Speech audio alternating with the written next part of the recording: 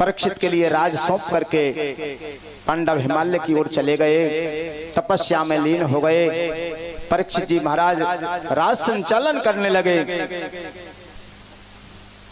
और दिग्विजय में लग गए। जहां जहां जाते अपने बुजुर्गों की प्रशंसा सुनते और प्रसन्न हो जाते, प्रजा को सुख देते, धर्म मर्यादा के अनुसार राज्य संचालन करते और शिविर लगा लिया बाहर, उस शिविर में रहते और दिन रात प्रजा की सेवा में लग गए। क्योंकि राजा का धर्म होता है प्रजा की तन मन और धन से सेवा करे।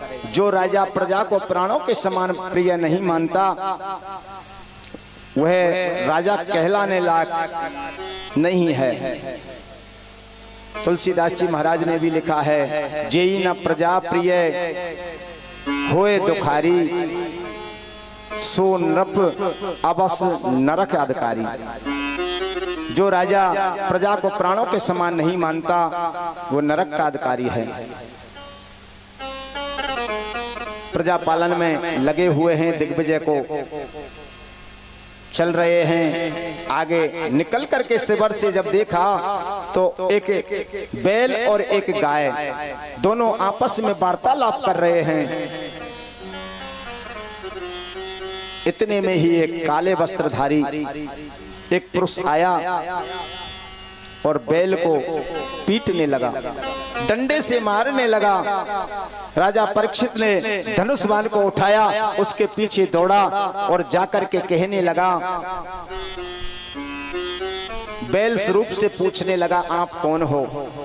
और हे माँ गौ, आप कौन हो और ये तुम्हें क्यों पीट रहा है? तो धर्म ने उत्तर दिया, बैल स्वरूप धर्म बोला कि मैं धर्म हूं और मेरे 3 पैर टूट चुके हैं, एक पैर शेष रहा है, फिर भी मुझको ये व्यक्ति सता रहा है।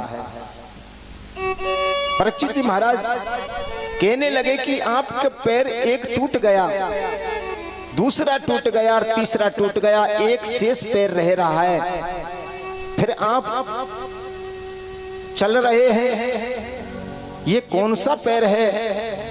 तो धर्म कहने लगा कि मेरे 4 पैर होते हैं, 4 चरण होते हैं। धर्म के 4 चरण कौन से हैं? सत्य, तपस्या, दया और दान। अब कलयुग के अंदर केवल एक ही पैर रह गया, सत्य। तीनों पैर टूट चुके हैं। गौ से पूछा, आप कौन हो? तो कहने लगी, मैं पृथ्वी हूं और ये काले वस्त्रधारी कलयुग है। इस कलयुग के भय से मैं व्याकुल हूं और मैं इस धर्म से यूं पूछ रही हूं कि एक पैर तेरा शेष रह रहा है, ये भी अगर टूट गया तो आगे क्या होगा? इसलिए व्याकुल हूं। परीक्षित जी महाराज ने धनुष बाण को उठा करके कहा कि मैं कलयुग को नहीं आने दूंगा,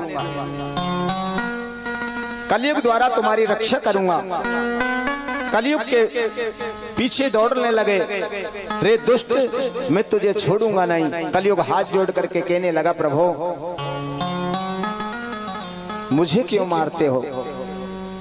मेरा क्या अपराध है? मेरा तो केवल समय है। सतयुग का समय आया, वो भोग करके चला गया। त्रेता का समय आया, वो भोग करके चला गया। द्वापर का समय आया, वो भोग करके चला गया। अब प्रभु मेरा समय आया है तो मुझे क्यों मारते हो? मुझे भी भोगने दो अपने राज्य को।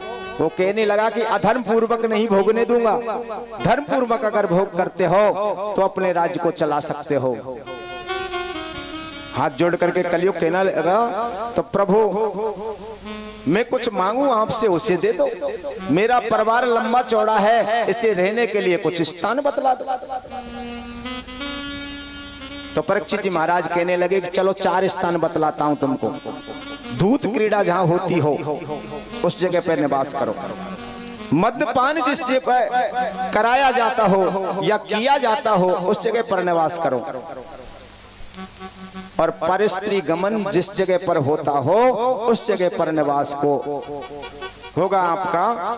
और चौथा स्थान बतलाया कि जिस जगह पर वेद की, शास्त्र की, ब्राह्मण की, संत की, भगवान के भक्त की और भगवान की कथा की, मंदिर की और तीर्थ की जहां चुगली होती हो, उसके हृदय में भगवान के प्रति दुर्भाव भरा हो, उसके वहां तुम्हारा निवास होगा। 4 स्थान दे दिए। कलियुग हाथ जोड़ करके बोला, प्रभु ये 4 स्थान पर्याप्त नहीं है, क्योंकि मेरा परिवार बड़ा है, इसलिए कोई और अच्छा सा स्थान बतला दो। परीक्षित जी कहने लगे कि जो अन्याय से धन उपार्जन किया हो, अन्याय से धन इकट्ठा किया गया हो, उस जगह पे तुम्हारा निवास हो। 5 स्थान दे दिए, धर्म के चारों पैर जोड़ दिए, पृथ्वी को सांत्वना दी, आप चिंता ना करें, मैं तुम पर अत्याचार नहीं होने दूंगा। धर्म और पृथ्वी मां शांत हो गई, कलयुग प्रस्थान कर गया। परीक्षित जी महाराज राज संचालन करने लगे। कुछ समय के पश्चात महाराज परीक्षित जी शिकार खेलने के विचार से जंगल चले गए और अपने बुजुर्गों का जो मुकुट पड़ा था उसको धारण कर गए। सिर पर मुकुट था, लेकिन मुकुट किसका था? वो स्वर्ण का। और अन्याय पूर्वक ही उनके बुजुर्ग बलपूर्वक गंधर्वों से लाए गए थे, इसलिए उसमें कलयुग ने प्रवेश कर लिया और शिकार के लिए जंगल में चले गए। जंगल में भूख और प्यास से व्याकुल होकर के, देखो एक बात है कि व्यसन, शिकार खेलने का शौक पहले राजा महाराजाओं को अधिक था, और शिकार खेलना ये एक व्यसन है, शौक है। व्यसन सब कुछ कर देता है, जिसको व्यसन लग जाता है वो जीव का पतन कर देता है। आज वही पतन का कारण बनेगा। व्यसन के कारण ही समीक ऋषि के आश्रम पर पहुंच गए, और समीक ऋषि के आश्रम पर जाकर के कलयुग के द्वारा परीक्षित महाराज की बुद्धि नष्ट हो गई, बुद्धि भ्रमित हो गई। देखो, अन्याय से जो धन उपार्जन किया जाता है, अन्याय से पैसा कमाया जाता है और उसका दुरुपयोग ही होता है, सदुपयोग में वो कभी नहीं लग सकता। इसलिए उससे बुद्धि नष्ट होती है, और बुद्धि जब नष्ट हो जाती है तो जीव का पतन हो जाता है।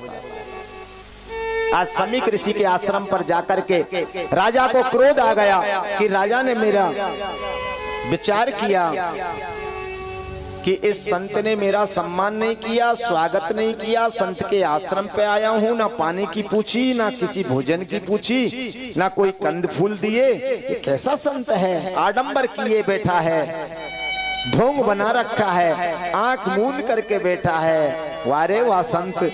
और संत की हंसी करने लगा। मरे हुए सर्प को उठाया और समीक ऋषि के गले में डाल दिया